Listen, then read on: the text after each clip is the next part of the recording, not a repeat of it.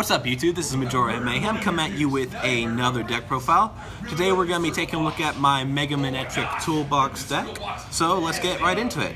So to start out, our main man, Manectric EX. Turbo Bolt for a lightning and colorless, you swing for 110 damage, and then you get to take 2 basic energy from your discard pile and put them onto one of your bench Pokemon. So in this format, there's a lot of 2 and 3 cost energy Pokemon, so you easily load them up off of a single attack, and it has free retreat, so you can instantly swap into whatever Pokemon you've just loaded up and start dealing a lot of damage or locking your opponent out, depending on what you need. It's base form, Manectric EX. In this deck, it's mostly just you keep on your bench until you do manage to Mega Evolve, but it can put in some work. The Overrun, if you have a Muscle Band on top of it, can knock out a Joltik and put damage onto one of your opponent's bench Pokemon. Assault Laser can easily knock out a Shaman if you're forced into that situation because it swings for weakness, while also dealing 120 damage if your opponent has a tool attached to it, which in this format of Float Stones and stuff like Fighting Fairy Belt is not uncommon. So you can definitely get some value off the regular Manectric, but the Mega is really where the heart and soul of the deck lies. To go into our toolbox portion, we're starting out with 2 copies of Jolteon EX. This card is mean. Its first attack, Swift, is just 30 damage that can swing through anything. Its second attack, Flash Ray, is lightning and 2 colorless, 70 damage, and then during this next turn, you are protected from the effects of any attack, including damage from basic Pokemon.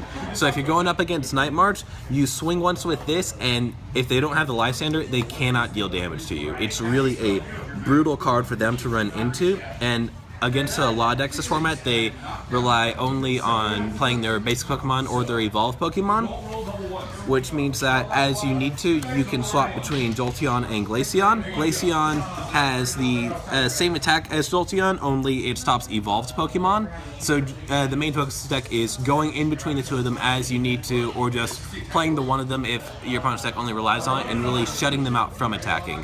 Glaceon also has the advantage of the second bite attack, which is actually really good. If you guys aren't familiar with it, it's similar to the Wobbuffet attack, where it's 10 plus damage for each damage counter already done. So say your opponent has 40 damage on it, well, my bad, it's 20 plus, I'm thinking of the Wobbuffet. Then that means you're swinging for 60 damage. So in order to take the kill, you only need your opponent to be halfway dead. So that's pretty powerful, and these 3 are really where all the damage of your deck comes from, with you mainly charging them up with your Mega Manectric as need be. I do play 3 copies of Shaman because I want to be set up turn 1. I play Skyfield, so I usually play all these during my first or second turn, and then once Skyfield gets knocked out, easily take them out of the equation. They are a liability sitting on the bench, which is why I prefer my Skyfield to get knocked out, but they also let me quickly get to my Eons, let me get to the cards needed to build the Mega, as well as getting to my Battle Compressors and other cards like that, so that I can set up my energy building. To help along with all this, I play 1 copy of Hoopa EX. This is your first target for Ultra Ball. It lets you search out any 3 EX Pokemon from your deck. So usually what I end up doing is grabbing a Shaman, a Jolteon or Glaceon, and a Manectric EX. Put them onto my bench and I can start building from there. Shaman usually getting me more cards, which often leads into other Shamans. This one is also a bit of a liability because of its 2 cost retreat, but it's also bulkier than the Shaman, so it'll stay around longer. I play 1 copy of Seismitoad EX because the Quaking Punch attack is brutal. I'm sure all of you know, locks your opponent out from items, so if I am in a scenario where I just can't get a Eon on the field, or I'm having issue charging up, I just attach a DC onto this guy and slow the game state down. He does help a lot with more of the toolbox emphasis of this deck. I play a 1/1 line of Garbodor, mostly for the Greninja matchup. This card is just mean. It locks out abilities for every Pokemon on the field, so after I resolve my Shamans and my Hoopa, I do not care about using any more abilities, and oftentimes I can punish my opponent who's playing that. I have considered bumping up to 2, but I think as is, with playing the 3 Shaman, I can easily get to the 1/1 line. Onto my supporters, I'm playing 3 copies of N because This is honestly the better supporter in this deck as opposed to Sycamore, because I'd rather only discard my energy through my battle compressors and not really lose out on my monsters, as I'd have to throw away with the Sycamore. So in this manner, it also allows me to kind of punish my opponent, reshuffling their hand while I'm swinging with a Jolteon or a Glaceon or a Seismitoad. So that disruption is really nice, especially in the late game. 2 copies of Professor Sycamore because draw 7 is still amazing. For my one-off supporters, I play Lysander and Skyla. I consider Hexmaniac unnecessary because I do play Garbodor in the deck. Skyla lets me get to my Spirit Links and my Battle Compressors, so it's a pretty key card drawing into it. Also, I mean, best waifu. Lysander, second best waifu, but it allows me to get a quick kill on a Shaman with either a Jolteon EX or get some damage in with a Mega Manectric. On to my items, the staples. I play 4 VS Seekers, 4 T-Mails, and 4 Ultra Balls. I mean, really just standard. I'm throwing stuff away in the deck, so I do need access to my VS Seekers. T-Mails just lets me turbo fast, and Ultra Ball gets me to all of the main guys of the deck that I need. I was considering 1 Level Ball and playing also a Stardust Jirachi, but that just ultimately became unnecessary. I still might put in the Jirachi, but this deck has been working pretty well as it is.